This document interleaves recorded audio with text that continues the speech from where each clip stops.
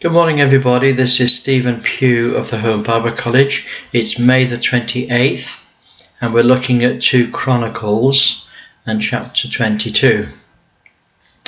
Now, the inhabitants of Jerusalem made Hazael, his youngest son, reign in his stead, for the band of men that came with the Arabians into the camp slayed all the eldest. So as Ahaziah, the son of Jehoram, king of Judah, reigned. Now, the next few passages are a little bit involved, so quite a bit to read, and some pretty remarkable things happen. It's quite a story. 42 years old was Ahaziah when he began to reign, and he reigned 1 year in Jerusalem. His mother's name also was Athaliah, the daughter of Omri.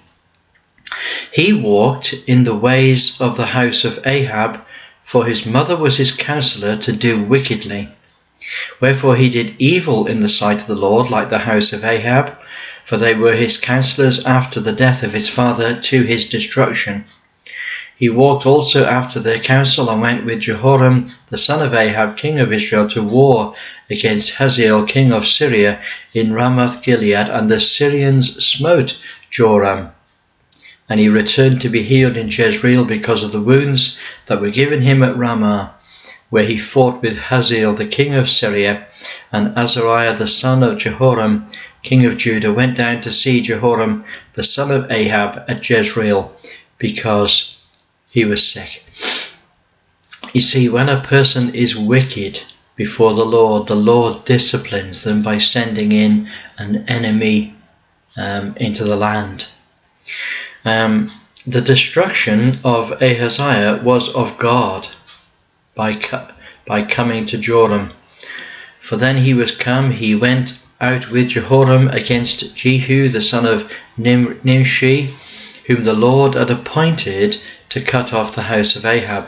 And it came to pass that when Jehu was executing judgment upon the house of Ahab, and found the princes of Judah and the sons of the brethren of Ahaziah that ministered to Ahaziah, he slew them. And he sought Ahaziah, and they caught him, for he was hid in Samaria, and brought him to Jehu. And when he had slain him, they buried him, because they said, he is the son of Jehoshaphat, who sought the Lord with all his heart. So the house of Ahaziah had no power to keep still the kingdom. Now the next incident from verse 10 onwards is so remarkable that, oh dear me, I don't think this is something that's known by most Christians. Verse 10. Athaliah, the mother of Ahaziah, saw that her son was dead. She arose and destroyed all the seed royal of the house of Judah. But Jehoshaphat, the daughter of the king, took Joash, the son of Ahaziah, and stole him from among the king's sons that were slain, and put him and his nurse in a bedchamber. So Jehoshaphat, the daughter of the king Jehoram, the wife of Jehoiada the priest, for she was the sister of Ahaziah, and hid him from Athaliah, so that she slew him not. And she was hid, and he was with them, hid in the house of God 6 years, and Athaliah reigned over the land. So this is the story. Athaliah is a wicked woman, and she takes the throne of Israel. She takes the throne of Judah. Let's get that right. Now, who would have thought that a wicked woman would take the throne of Judah for 6 years, and that she murders all of the sons of the king as far as she's able to ascertain? Now, chapter 23, the first verse, in the 7th year, Jehoiada strengthened himself and took the captains of hundreds, and Azariah the son of Jehoram, and Ishmael the son of Jehohanan, and Azariah the son of Obed, and Maaseiah, and Adiah, and Eliaphat the son of Zichri, into covenant with him. And they went in Judah and gathered the Levites out of all the cities of Judah and the chief fathers of Israel, and they came to Jerusalem. And all the congregation made a covenant with the king in the house of God. And he said unto him, Behold, the king's son shall reign, as the Lord hath said to the sons of David. This is the thing you will do. And he arranged, I won't go into every little word, but he arranged for the army to be gathered. And a third part of them to be over here, and a third part to be over here, and another part to be over here. And the Levites will surround the king, every man with a weapon in his hand. You see, they were concerned that this evil woman somehow would murder the last son who could reign upon the throne of Judah. Now, and they brought the king's son, that's verse 11, they brought the king's son and put on him a crown and gave him the testimony, that is the law of God. And they made him king, and Jehoiada and his sons anointed him and said, God save the king. Now, and of course they shouted and hallowed. And now when Athaliah heard the noise of the people running and praising the king, she came to the people into the house of the Lord. And she looked, and behold, the king stood at his pillar at the entering in. And the princes and the trumpets of the king and all the people of the land rejoiced and sounded with trumpets, and the singers with instruments of music, such as are taught to sing praise. Athaliah rent her clothes and said, Treason, treason.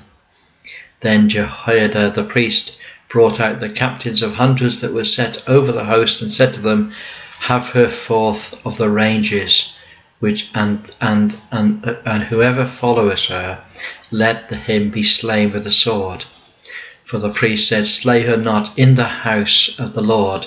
So they laid hands on her, and when she was come to the entering of the horse gate by the king's house, they slew her there. And so the reign of this evil woman is brought to an end. Now we need to clear up the mess.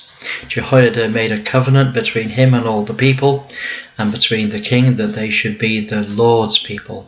Then all the people went to the house of Baal and broke it down, and broke the altars and their images in pieces, and slew Mattan the priest of Baal before the altar. Also Jehoiada appointed the officers of the house of the Lord by the hand of the priests of the Levites, whom David had distributed in the house of the Lord, to offer burnt offerings of the Lord, as it is written in the law of Moses, with rejoicing and with singing, as it was ordained by David. And down to verse 23, and all the people of the land rejoiced, and the city was quiet after they had slain Athaliah with a sword. That's my password for today. Sometimes a wicked queen has to go. And so my password is, all the people of the land rejoiced, and the city was quiet after they had slain Athaliah with a sword. Now Joash was 7 when he began to reign, just 7 years of age. Imagine that. He reigned for 40 years in Jerusalem. His mother's name was Zibiah of Beersheba, and Joash did that which was right in the sight of the Lord all the days of Jehoiada the priest. Now, this is the Old Testament designation of those who were the righteous. The righteous are those who do what is right in the eyes of the Lord. A sinner is someone who forsakes the Lord his God and does that which is evil in the sight of the Lord. So amongst the Old Testament people, there were 2 designations. You were either righteous or you were a sinner. May I suggest that that's the same today, and always will be the same for all time. Apart from the church is quite a separate body altogether. It's made up of those who are not righteous according to law. It's made up of those who are righteous according to faith in the Lord Jesus Christ, who received their righteousness as an imputation by faith. And Jehoiada took for him 2 wives, and he begat sons and daughters. Jehoiada was going to be a great influence upon Joash.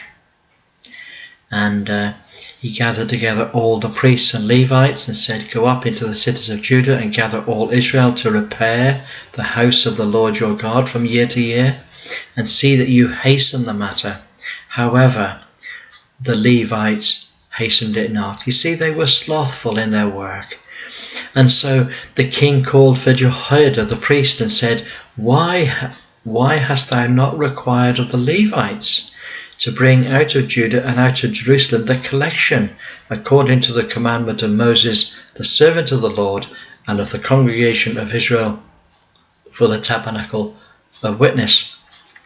For the sons of Athaliah, that wicked woman, hath broken up the house of God, and also all the dedicated things of the house of the Lord did they bestow upon Baalim. And at the king's commandment they made a chest. See, this is the old way.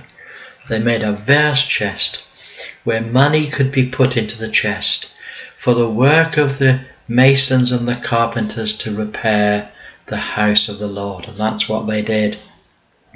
And the box was emptied every day, but every day the people came and they put in their money, and that money was brought to the king and Jehoiada, and they made the house of the Lord secure and repaired it completely. And when it was finished, they had the money to make the spoons and the vessels of gold and silver, and they also offered burnt offerings in the house of the Lord continually all the days of Jehoiada. And Jehoiada waxed old and was full of days, and when he died 130 years old. Now that's older than anybody that lives in this world today. 15 or so years older than anyone today.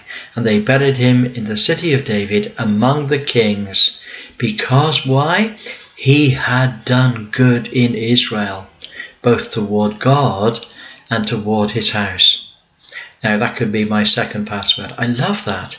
They buried him in the city of David among the kings. Now he wasn't king, but he was advisor to the king. He was a great man. He was what made the life of this young boy, this young king. He's what made his life good. Now after the death of Jehoiada came the princes of Judah. And they bowed to the king, and then the king listened to them. And they left the house of the God of their fathers and served groves and idols, and wrath came upon Judah and Jerusalem for this their trespass. Yet he sent prophets to them to bring them again unto the Lord, and they testified against them, but they would not give ear. And the Spirit of the Lord came upon Zechariah, the son of Jehoiada the priest, which stood above the people, and said, Thus saith God, why transgress ye the commandments of the Lord, that you cannot prosper, because you have forsaken the Lord, and he hath forsaken you? And they conspired against him and stoned him with stones at the commandment of the king in the court of the house of God. So this king now is going downward, down into the depths. You see, without Jehoiada as his guide, he now was going to become exceedingly wicked. And thus Joash the king remembered not the kindness which Jehoiada his father had done to him, but slew his son. And when he died, he said, The Lord look upon it and require it. You see, when this prophet died, he called upon God to bring vengeance. And it came to pass at the end of the year that the host of Syria came up against him, and they came to Judah and Jerusalem, and they destroyed all the princes of the people from among the people, and sent all the spoil of them unto the king of Damascus.